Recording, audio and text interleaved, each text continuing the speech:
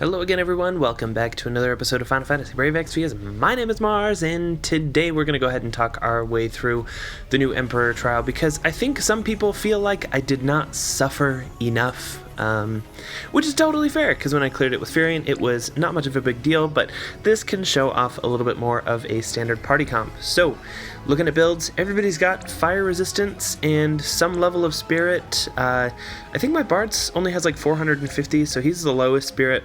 But high fire resistance makes life super easy, because then I don't have to worry about removing imperils, even though I could do it with Mira. But yeah, I have Edgar built with a little bit of LB fill stuff, like with Fallen Angle and Lust Dagger. Some of his other stuff. Charlotte is built for draw attacks and fire resistance and general tankiness, so she's doing okay. And Mira is built also for fire resist, and I put a lot. I put an excessive amount of fire resistance. You don't need this much, but that's how much I put, so because I can't bother to do math. I can't be bothered to like figure out how much exactly I need to fly within, you know, the gap to make sure that I don't die. I'm just like, ah, whatever. Just put a whole bunch of fire resist on there, no big deal. My Bart's is built pretty much just for damage. The only thing that is a substitution for resistance would be Flame Lord's armor, and that gives him a nice 80% fire resist, which again is probably more than is necessary, but that's what we're going with. CG Ignacio is just, he's an absolute clincher on this fight. He's so good, built again with high fire resistance, and he has to equip a lot of stuff to be tanky because his innate spirit is like super bad. So in this particular party with this particular build, you do want at least like 500 spirit on everybody. He's got 550 plus another 15,000 HP, so he's good to go. But yeah, Ignacio, man, he is so good in this fight. And then my friend Bart's is built pretty much for damage as well. Flame Lord's armor as well. Some Man-Eater plus. So it's looking, you know, pretty samesies on the friend unit compared to mine. So that's more or less the build. Now, with this fight, there is a lot of damage that goes out. A lot of it is, in fact, most of it is fire, and most of it you, the damage that's dangerous is stuff that you can't cover. So that's why turn one, we want some mitigation up with Charlotte, and we also want some defenses up with Ignacio. So we're going to do an Imbue and an Imperil, and we're going to do his critical stamp, which enables triple cast for another turn. Now, in trusting with Bart's, just make sure that we have a really easy first turn, because this boss can be a real butthead on turn one. He really can hurt. We're going to go ahead and break with Edgar. And the reason we're using Edgar specifically because of his enhanced breaks. His breaks are higher than anybody else in the game when you spam his limit burst, and that's specifically what I want out of him. Now for this turn, we're going to go ahead and do live concert just as a security blanket, because you never know if you're just going to get clapped by something. I just want to be sure that we're good to go. Now the boss heals himself quite a bit, which is annoying, but not the end of the world. Now, Ignacio's buff that he does provides a 100% fire resist buff, which is humongous, which means that by and large, this party's not going to take much damage at all. You can see my Bart's with a buff is like 875 spirit, 830 spirit on this one, so good spirit, but not the highest. Ignacio's buff helps a ton with that. Now this turn we're going to go ahead and fill everybody's limit gauge. We're going to go ahead and Imperil Fire, and we're going to go ahead and enable triple cast. I just keep triple cast enabled just in case, because you know, just want to be sure. And then Bart's are just going to level up. And you can pretty much replicate this with any other damage dealer. I'm just choosing Bart's because I like the entrusts on turn one. They make life quite a bit easier in terms of just getting your limit burst up and going, because you saw we started turn one with Charlotte's limit burst, which is a little bit OP, and now turn two we're using Edgar's, that's quite fantastic. Now Edgar's LB does provide 84% breaks as long as you're using it every turn, which makes surviving this fight super easy, and then as you can see, it filled itself. I'm going to turn this down just in case it's a little too loud.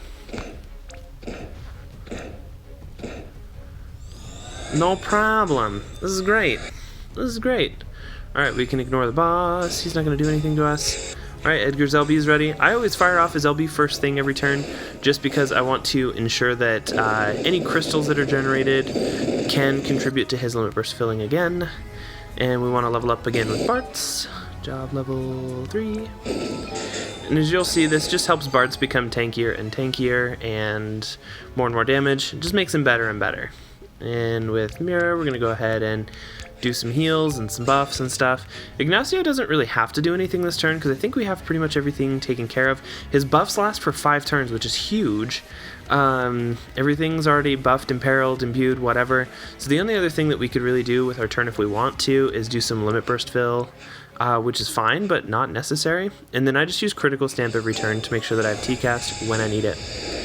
One of the other things I could use Ignacio for is buffing stop resistance, but I kind of like the little bit of surprise that comes with Charlotte getting stopped. So, you know, I'm not scared of it. I'm not going to buff against it. I don't really care. Look at that. This party's taking like no damage.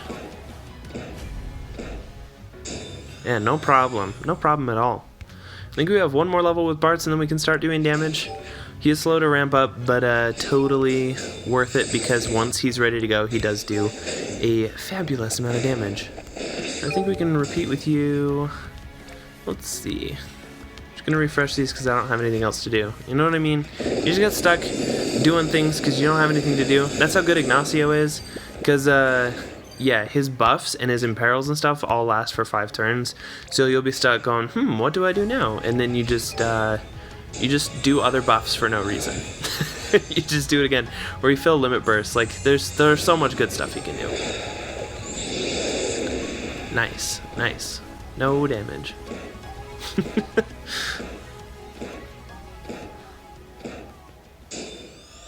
Perfect. Alrighty, so I think this is the turn where we can start doing some damage.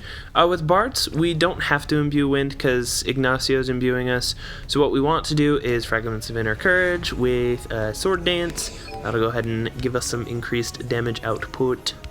For the following turns, I do believe both of our Bartzes have wind weapons equipped. Let me check. Nope, they don't. Okay, just mine does, but that's fine because I'm imperiling it as well. So technically would have been dual element chaining, but nah, because I'm bad. But that's fine. And that is manual spark chaining. I've had people ask me before, they're like, how do you do the chaining? Well, you'll see it when I do magnification chaining, because everything gets all magnified. But I don't actually do that very much. Because, like, yeah, it's good, but it's, you know, it's whatever. You don't need it. You don't need spark chaining. You only need it if you're, like, going for crazy trick shots or you're, like, chaining Chaos Wave or some nonsense. Like, there are situations where it's helpful, but, like, you'll specifically see, like, the little zoom in. Like, I'll show you. If I do this little zoom in, that means I'm using the magnification gestures to spark chain, but I try to avoid doing that because a lot of people will say, oh, well, you can't, I can't do that, so you can't do that. It's like, okay, well, I don't tell you how to play the game, but that's fine. Anyways, back on the ranch. Let's see, what's this boss doing this turn? I just check and make sure he doesn't buff his own magic, because I don't really know what goes on in this fight, because I can't be bothered to check. Alright, this is our dual Spellblade turn with Bartz. This is definitely going to be good. This is going to be our nice little burst turn next turn. I want to make sure... I don't want to like lose track of buffs just because they're so easy to maintain. I feel like that can happen sometimes where I'm like, oh, it's so easy to get those buffs maintained, and then I just like let one fall off and then get killed. I don't want that to happen.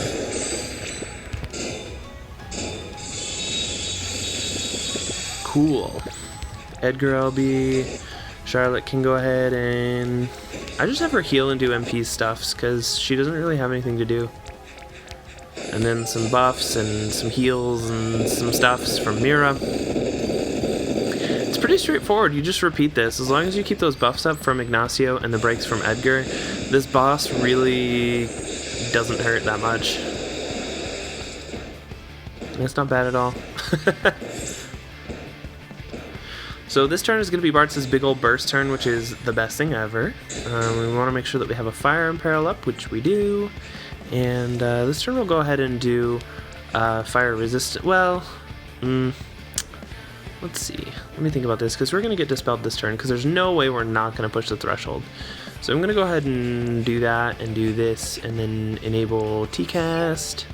Actually, what I should do is just enable T-cast, because we're going to get dispelled next turn. So this just gives Ignacio his T-cast for the following turn, which is great. We already have all of our buffs and everything up, so we don't need him to do anything this turn. And we'll go ahead and chain.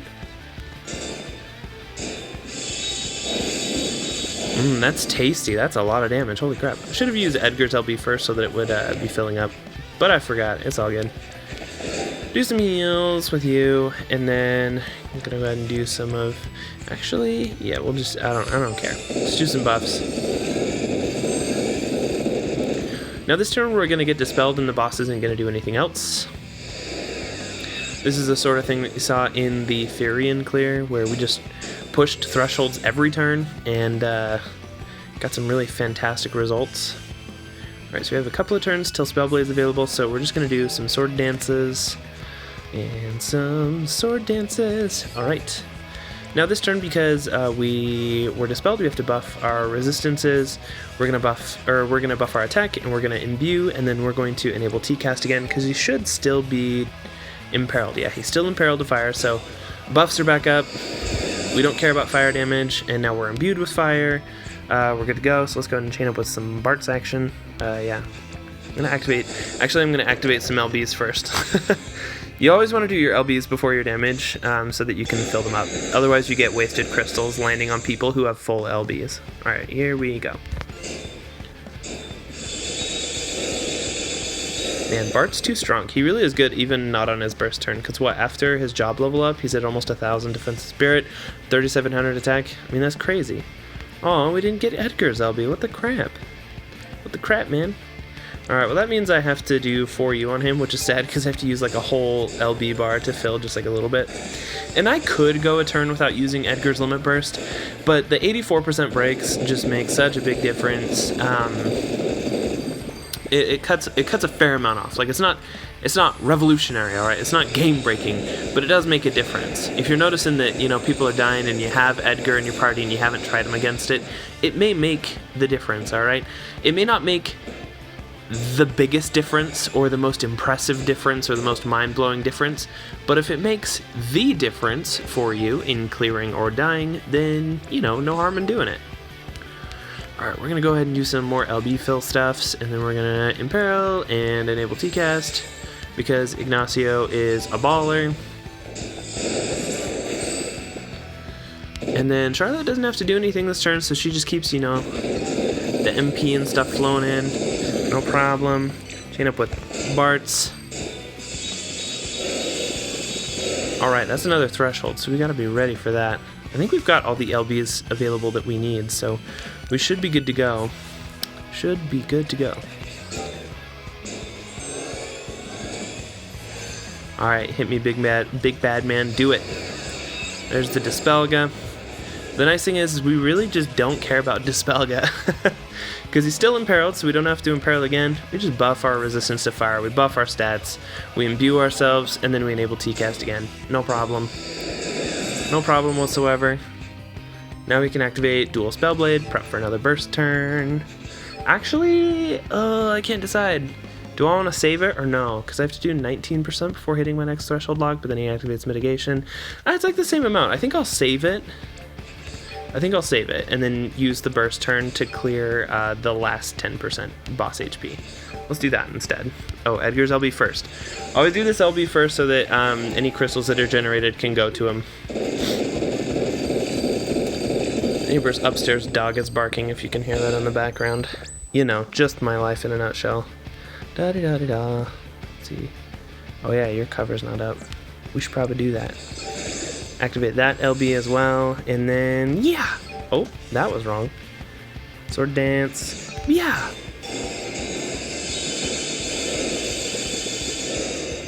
Alrighty, cool. Main verse interlude. Some heals, some MPs, some barrier. Oh, not barriers this turn, I guess, but, you know, some good stuff. Oh no, he healed himself.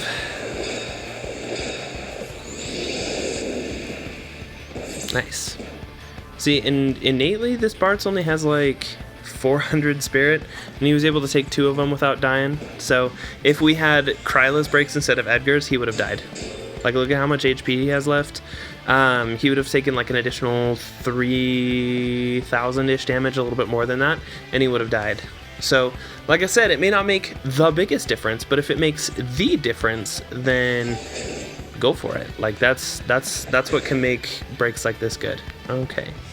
Let's see, I think we're good on that. We just need to go ahead and do Let's see, what do I even want to do? Let's go ahead and do that and this and this. That's fine. I often find myself not sure of what to do with Ignacio because he does so many things each turn. Alright, Bard's just gonna go ahead and chain up again.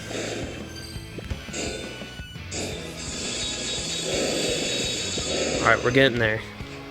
If the boss doesn't heal, then we probably want to use his cooldown to prep for a burst turn. That's probably what we'll do.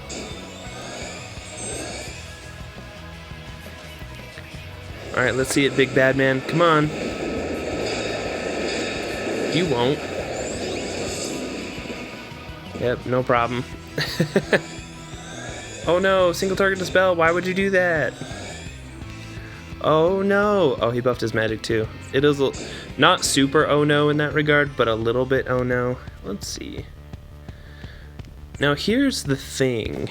I wonder if this can do enough damage, then we're gonna go ahead and just big wiener it and just ignore his magic buff and just keep going. Let's try it. This is so risky. I don't really care. Let's do it.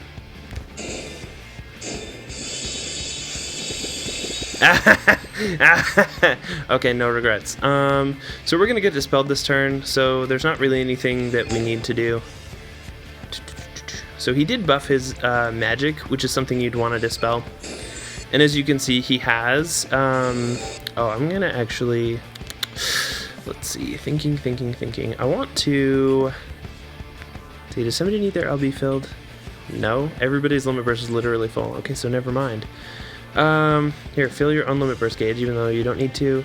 Do this and do this. Alright, enable T-cast. Edgar can defend. Alright, we're just gonna get dispelled again. But as you can see, like, he has a re-raise on. Oh, he did. What the crap? Oh, he just dispelled himself. Okay. Dispel, re-raise, and then dispel the party. Alrighty, so for this last turn, as you can see, the boss has cast re-raise on himself, so we have to dispel that, or else he will just bring himself back. Because, you know, I've never forgotten that before. So a quick little dispel, get him ready to get killed, and then Ignacio, because he's a baller, we're going to do our imbue, we're going to do our imperil, and enable T-cast just in case this goes wrong. I don't believe it will, though, because Brave Blade is crazy good.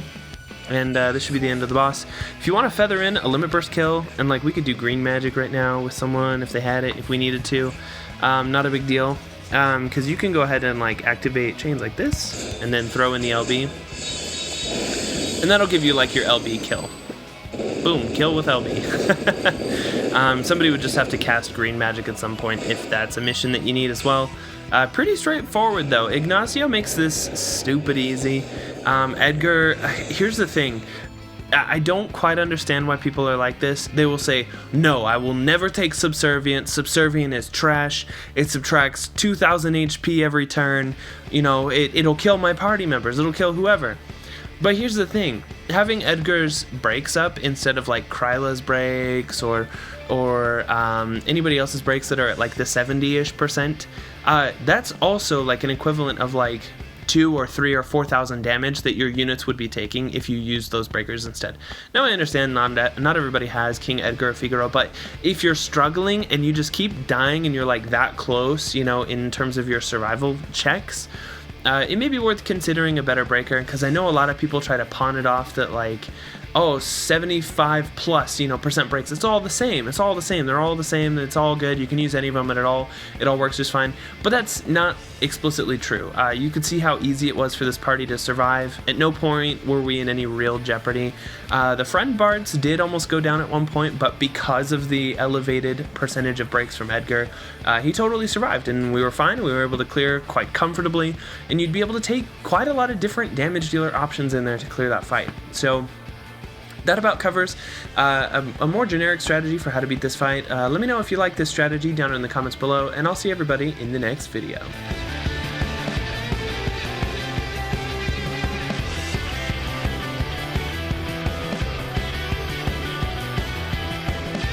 So we're going to go ahead and imbue, imperil, and enable T-cast just in case this doesn't go as planned, but I'm pretty sure this is going to be the end of this boss.